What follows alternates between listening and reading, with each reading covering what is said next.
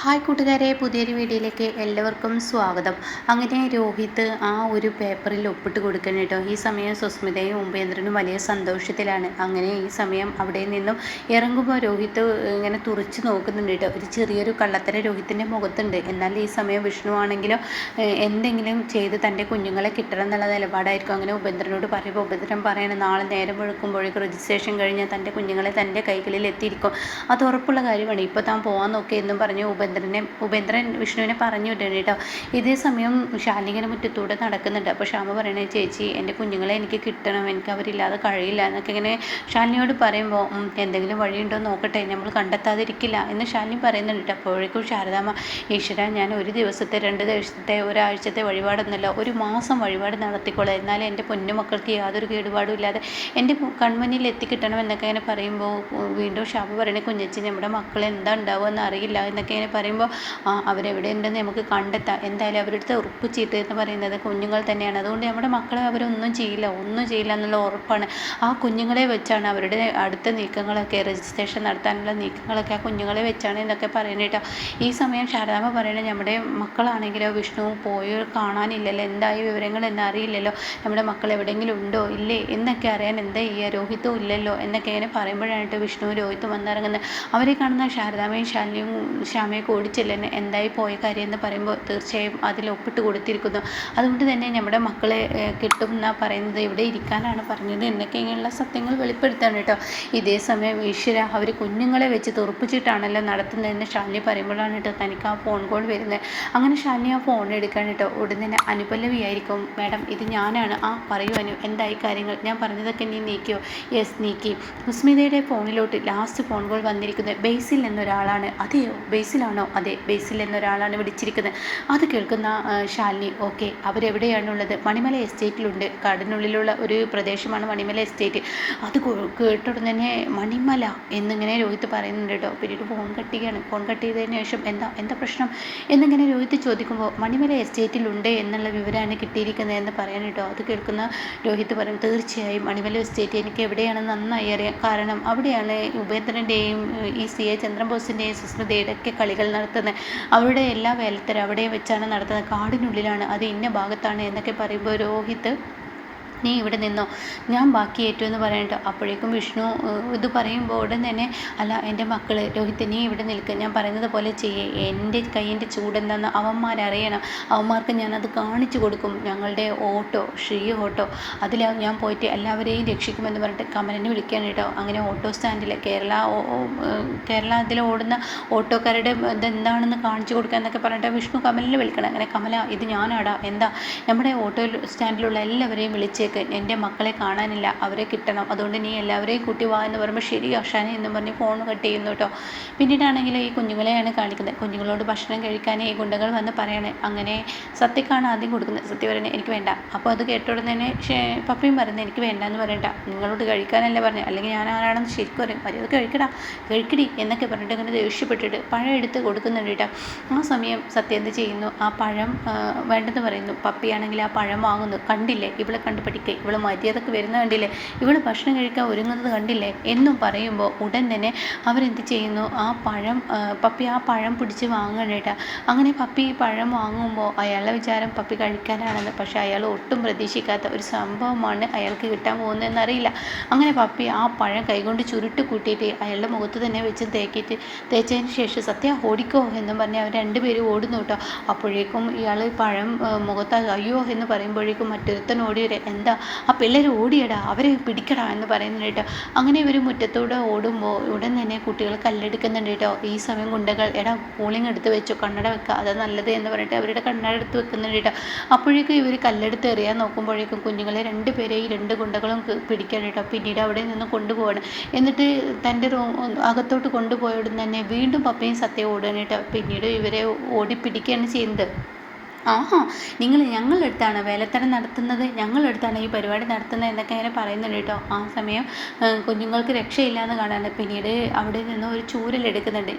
ഞങ്ങളുടെ അടുത്താണ് വേലത്തരം നടത്തുന്നത് എന്ന് നിങ്ങളെ ഞാൻ അടിക്കും. അപ്പോൾ അതിലൊരുത്തൻ പറയുന്നുണ്ട്, വേണ്ട കുഞ്ഞുങ്ങളല്ലേ, അവരെ അടിക്കൊന്നും വേണ്ട എന്ന് പറയുന്നുണ്ട് കേട്ടോ. എടാ ഇത് വെടിയെടുത്ത് പേടിപ്പിക്കുകയാണ്, പേടിപ്പിച്ച് നിർത്താനാണ്, അടിക്കത്തൊന്നുമില്ല. അപ്പോൾ അതിലൊരുത്തൻ ഇങ്ങനെ സ്വകാര്യം പറയുന്നത് കേൾക്കുമ്പോൾ പപ്പി പറയുന്നുണ്ട്, എന്താ സത്യ സ്വകാര്യം പറയുന്നത്? അപ്പോൾ സത്യ പറയണേ, നമ്മൾ ധൈര്യമായിട്ട് നിന്നോ, ഒരു തരത്തിലും ധൈര്യം കൈവിടരുതെന്ന് പറയുന്നുണ്ട് കേട്ടോ. അപ്പോൾ ഗുണ്ട പറയണേ, ഇതുകൊണ്ട് നിങ്ങൾ ഓടിക്കഴിഞ്ഞാൽ തീർച്ചയായും ഈ ചൂരൽ കൊണ്ട് നിങ്ങൾക്ക് അടി കിട്ടും എന്ന് പറഞ്ഞ ഉടനെ തന്നെ പപ്പി പറയണേ, ഞങ്ങളുടെ വിഷ്ണുവച്ചൻ വരും ഞങ്ങളെ രക്ഷിക്കാൻ, നിങ്ങൾക്കൊന്നും ഞങ്ങളെ ചെയ്യാൻ പറ്റില്ല. ഏത് ആൾ വന്നാലും ഏതൊരാണൊരുത്തനും ഈ മണിമല എസ്റ്റേറ്റിൽ കടക്കില്ല. ഇത് ബേസിലിൻ്റെ കോട്ടയാണ്, ബേസിലാണ് ഈ മണിമല എസ്റ്റേറ്റിൻ്റെ കാര്യങ്ങൾ തീരുമാനിക്കുന്നത്. ഈ ആണൊരുത്തൻ ഉള്ളത് ഈ ബേസിലാണ്, ആണൊരുത്തന് ഈ മണിമല എസ്റ്റേറ്റിൽ പ്രവേശിക്കാൻ കഴിയില്ല എന്ന് ബേസിൽ പറയുന്നുണ്ട് കേട്ടോ. ആ സമയം കാണിക്കുന്നത് സത്യഭാമയാണ്. സത്യഭാമ അങ്ങനെ കണക്കും കാര്യങ്ങളൊക്കെ എഴുതിയിട്ട് പറയാണ്, ഒരുപാട് പൈസ പുറത്തു നിന്ന് കിട്ടാനുണ്ട്, അവൻ മാത്രം പൈസ തരുന്നില്ല. അപ്പോൾ പൊന്നി പറയണേ, എൻ്റെ സത്യാമ്മ അവനോട് പൈസ ചോദിക്കാമെന്ന് അവൻ പറയും, എണ്ണ കേട് വന്നിരിക്കുന്നു, ഉപ്പേരി ശരിയല്ല, അത് ശരിയല്ല, ഇത് ശരിയല്ല, അങ്ങനെ 100,000 കുറ്റങ്ങളാണ് അവന്. അത് കേൾക്കുന്ന സത്യഭാമ, അത് അവൻ്റെ ഉടായ്പ പരിപാടിയാണ്. അവന് സാധനം വാങ്ങി വെച്ചിട്ട് സാധനങ്ങൾക്ക് കുറ്റം പറയാം പൈസ ചോദിക്കാൻ വരുമ്പോൾ. ഇനി അവനിത് കൊടുക്കണ്ട. അത് കേൾക്കുന്ന പൊന്നി പറയേണ്ട, ഒരു ഓർഡർ നഷ്ടപ്പെടേണ്ടെന്ന് കരുതിയാണ് വീണ്ടും വീണ്ടും അവന് കൊടുക്കുന്നത്. അത് വേണ്ട, ഇനി അവന് കൊടുക്കണ്ട. അപ്പോഴാണ് കേട്ടോ അങ്ങോട്ടേക്ക് ഓടി കൊണ്ടിട്ട് പിള്ള വരുന്നത്. സത്യാമ്മ ഒരു കാര്യം പറയാനുണ്ട്, എന്താ എന്ന് ചോദിക്കുമ്പോൾ, തീർച്ചയായും സത്യാമ്മ അന്ന് നമ്മൾ നൂർജാൻ്റെ വീട്ടിൽ വെച്ച് കണ്ടത് അവനെയല്ലേ, ഈ പണം തട്ടിയെടുത്ത് കൊണ്ടേ അതേ കണ്ടു. എന്നാൽ സത്യാമ്മ ഒരു കാര്യം ചെയ്യണം. എന്ത് ചെയ്യണം? സത്യാമ്മ നൂർജാൻ്റെ വീട്ടിലോട്ട് പോകണം. അതെന്തിനാ? അവിടെ ചെന്നിട്ട് ഞങ്ങളുടെ പണം നഷ്ടപ്പെട്ടതിനെ കുറിച്ച് കേസ് കൊടുക്കാൻ പോകുന്നുണ്ട് എന്നൊന്ന് സത്യാമ്മ അവരെ സൂചിപ്പിക്കണം. അത് സൂചിപ്പിച്ചിട്ട് എന്താ കാര്യം? തീർച്ചയായും അവരാണ് അതിൽ പങ്കാളിയെങ്കിൽ നാളെ രാവിലെ നേരം വെളുക്കുമ്പോഴേക്കും പണം ഇവിടെ വെക്കും. അവർക്ക് കേസും കൂട്ടമൊക്കെ പോകുമ്പോഴേക്കും അവർക്ക് പേടി വരുമെന്ന് പറയട്ടെ. അത് കേൾക്കുന്ന സത്യാമ്മ എന്തെന്നെ എനിക്ക് തോന്നുന്നു. അപ്പോഴേക്കും പൊന്നി പറയാം, തീർച്ചയായും സത്യാമ്മ കേസും പോലീസും എന്നൊക്കെ പറയുമ്പോൾ ആർക്കും പേടി വരും, അപ്പോൾ ആരും കൊടുന്ന് വെക്കുമെന്ന് പറയട്ടെ. ഇതേ സമയം സത്യമാണോ? അതെ. സത്യാമ്മ ഒരു കാര്യം ചെയ്തു, നൂർജാൻ്റെ വീട്ടിലോട്ട് പതിയെ അങ്ങ് നടന്നാൽ മതി.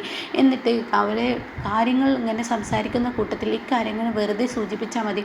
പോലീസ് കേസ് കൊടുത്തിട്ടുണ്ട്, അപ്പോൾ എന്തായാലും ആളെ ഇപ്പോൾ പിടികൂടുമെന്നുള്ള സൂചന എടുക്കുമ്പോൾ തീർച്ചയായും ആ പണം എവിടെ എത്തിക്കുമെന്ന് പറഞ്ഞിട്ട്. അത് കേൾക്കുന്ന സത്യഭാമ, ശരിയാണല്ലോ, ഞാനൊന്ന് പോയി നോക്കട്ടെ എന്ന് പറഞ്ഞ് സത്യാമ്മ ഇറങ്ങുന്നു. ആ സമയം പിള്ള പെട്ടെന്ന്, മോളെ ശാലിനി, ഇവിടെ നിന്ന് സത്യാമ്മ പോയിട്ടുണ്ടെന്ന് പറയട്ടെ. അപ്പോഴേക്കും പെട്ടെന്ന് ശാലിനി അങ്ങോട്ടേക്ക് ഇങ്ങനെ വരുന്നുണ്ട് കേട്ടോ. അപ്പോൾ സത്യാമ്മയെ മനഃപൂർവ്വം അവിടെ നിന്ന് പറഞ്ഞയക്കണം. അങ്ങനെ ശാലിനി വേഗം എത്തുകയാണ്. അവിടെ നിന്ന് തന്നെ അവിടോട്ട് രാഘവന് പുറത്തോട്ട് ഇറങ്ങി വരികയാണ്. അച്ഛ എന്ന് പറയുമ്പോൾ, എന്താ മോളെ? ആ മോളെ സത്യാമ്മ പോയി. അപ്പോൾ ഉടൻ തന്നെ ശാലിനി പറയുന്നത്, അച്ഛൻ പെട്ടെന്ന് റെഡിയായി എൻ്റെ കൂടെ ഒന്ന് വന്നേ. എന്തിനാ മോളെ ഞാൻ വരുന്നത്? ഈ കിളവൻ എന്തിനു വന്നിട്ട് കാര്യം കുറേ പേരുദോഷവും കേൾപ്പിക്കുക എന്നല്ലാതെ ഈ കിളവന് ദുഃഖവും മാത്രമേ കിട്ടുന്നുള്ളൂ, വല്ലാതെ ഒന്നും ഈ കിളവനെ കൊണ്ട് കാര്യമില്ല. അതൊന്നും കുഴപ്പമില്ല അച്ഛനൊന്ന് കയറിയേ, അച്ഛനൊന്ന് അത് വേണ്ട. ഈ അച്ഛൻ്റെ പ്രാരാബ്ധ വിഷമം നിങ്ങളുടെ തലയിൽ കെട്ടിവെക്കാൻ ഈ അച്ഛൻ തയ്യാറല്ല. എൻ്റെ അച്ഛനെ കൊണ്ട് ഞങ്ങളെ ഹെൽപ്പ് ചെയ്യാൻ കഴിയുള്ളൂ, അച്ഛനൊന്ന് ചെയ്യണം. എന്ത്? അതെ, അച്ഛനെ കൊണ്ട് ഹെൽപ്പ് ചെയ്യാൻ കഴിയുള്ളൂ, അച്ഛൻ കയറ്, എന്താണ് ആവശ്യം? അപ്പോൾ മാമിയോട് എന്ത് പറയും? അതൊക്കെ ഞാൻ പറഞ്ഞോളൂ. സത്യാമ്മയോട് ഞാൻ പറഞ്ഞില്ല. അപ്പോൾ നീ എന്തായാലും പൊന്നി ചേച്ചി വരുമ്പോൾ സത്യാമ്മയോട് ശാലിനി വന്ന് കൊണ്ടുപോയി എന്നുള്ള വാക്ക് പറഞ്ഞാൽ മതി. ആയിക്കോളാം ശാലിനി, ഞാനത് ചെയ്തോളാം. അപ്പോൾ ഉടൻ തന്നെ രാഘവൻ വീണ്ടും ചോദിക്കുന്നത്, എന്തിനാ മോളെ നീ എന്നെ കൊണ്ടുപോകുന്നത്? സത്യയും പപ്പിയൊക്കെ അപകടത്തിലാണ്, അതുകൊണ്ടാണ് അച്ഛനോട് കയറാൻ പറയുന്നത്. അച്ഛനൊന്ന് കയറ് പെട്ടെന്ന്, അച്ഛനെ കൊണ്ട് ഞങ്ങൾക്കൊരു ആവശ്യമുണ്ട്, അതുകൊണ്ടാണ്. അത് കേൾക്കുന്ന രാഘവൻ, എന്നെക്കൊണ്ട് ആവശ്യമുണ്ടെങ്കിൽ ഞാൻ കയറാം. അതെ, അച്ഛനെ കൊണ്ട് ആവശ്യമുണ്ട്, ഈ ആവശ്യം നിറവേറ്റി കഴിഞ്ഞാൽ ബാക്കി സൗഭാഗ്യങ്ങളെല്ലാം തലക്ക് മേലെ വന്ന് ചാടും എന്നൊക്കെ പറഞ്ഞിട്ട്. അത് കേൾക്കുന്ന രാഘവൻ, ശരി ഞാൻ കാറിൽ കയറി, എൻ്റെ ഷർട്ട് എടുത്തേ എന്നും പറഞ്ഞ് പിള്ളയെ പറഞ്ഞാച്ച് ഷർട്ട് എടുപ്പിക്കുന്നു കേട്ടോ.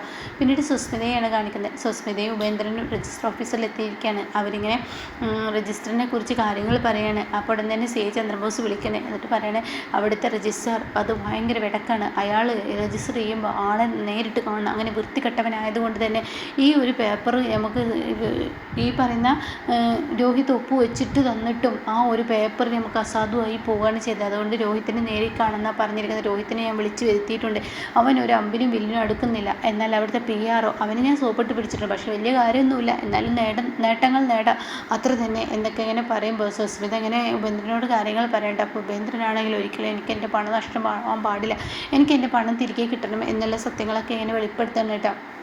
അപ്പോഴാണ് അല്ല നമ്മുടെ കക്ഷിയെ കാണുന്നില്ലല്ലോ, ഇനി അവൻ ചതിക്കുമോ എന്നിങ്ങനെ രോഹിത്തിനെ കുറിച്ച് പറയുമ്പോൾ രോഹിത്ത് കാറിൽ വന്ന് ഇറങ്ങുന്നു കേട്ടോ. അത് കാണുന്ന സുസ്മിത പറയാൻ അതാ അവൻ വന്നിരിക്കുന്നു, അവൻ എത്തിയിരിക്കുന്നു. അത് കേൾക്കുന്നതിനോടുകൂടി ഒരുവിധം സന്തോഷമൊക്കെ മനസ്സിലാവുകയാണ് കേട്ടോ. അപ്പോൾ ഉടൻ തന്നെ ഉപേന്ദ്രം അവനെത്തി, എന്തായാലും കാര്യങ്ങൾ ഇനി പെട്ടെന്ന് നടത്തണം. അപ്പോൾ ഉടൻ തന്നെ അങ്ങോട്ടേക്ക് ഇങ്ങനെ PRO ഇറങ്ങി വരികയാണ്. ആരാണ് രജിസ്ട്രേഷൻ ചെയ്യുന്ന ആൾ ഇതായി നിൽക്കുന്നു. എന്തായാലും ഇവിടുത്തെ ആൾക്ക് ഫോട്ടോ നേരിൽ കാണാം, ആരുടെ സ്വത്താണെന്നും നേരിൽ കാണണം, അങ്ങനത്തെ ഒരു രജിസ്ട്രാറാണ് ഇവിടെയുള്ളത്. ഒക്കെ നേരിട്ട് കണ്ടിട്ടേ അയാൾ കാര്യങ്ങൾ തീരുമാനിക്കുകയുള്ളൂ. ഒരു പ്രത്യേകമായിട്ടാണ്, അമ്പിനും വില്ലിനും അടുക്കില്ല എന്നൊക്കെ പറഞ്ഞിട്ട് എനിക്ക് ആദ്യം കൊണ്ടുപോകേണ്ടത് ഈ സ്ഥല ഉടമയെ ആദ്യം കൊണ്ടുപോകട്ടെ, എന്നിട്ട് കൈമാറുന്ന ആളെ കൊണ്ടുപോകുന്നുള്ളൂ എന്ന് പറയുന്നിട്ട് ആ സമയം രോഹിത്തിനെ കൊണ്ടുപോകുന്നുണ്ട്.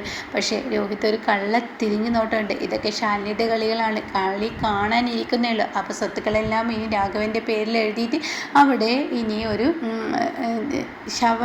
ശവസംസ്കാര ചടങ്ങ് എന്ന് പറയുന്നത് പോലെ രാഘവൻ പറയുന്നുണ്ട് കേട്ടോ. ഇവിടെ ഞാനൊരു മരണാന്തര ചടങ്ങിന് വേണ്ടി വന്നതാണ്, എൻ്റെ അനിയൻ്റെ മരണാന്തര ചടങ്ങ് എന്നും പറയുന്നുണ്ട് കേട്ടോ. അപ്പോൾ അങ്ങനെയൊക്കെയുള്ള ഒരു ഇതാണ് ഇന്ന് വന്നിട്ടുള്ളത്. അപ്പോൾ എന്തായാലും നാളത്തെ എപ്പിസോഡ് എന്തായാലും നേരത്തെ തന്നെ പറയാൻ ശ്രമിക്കാം കേട്ടോ.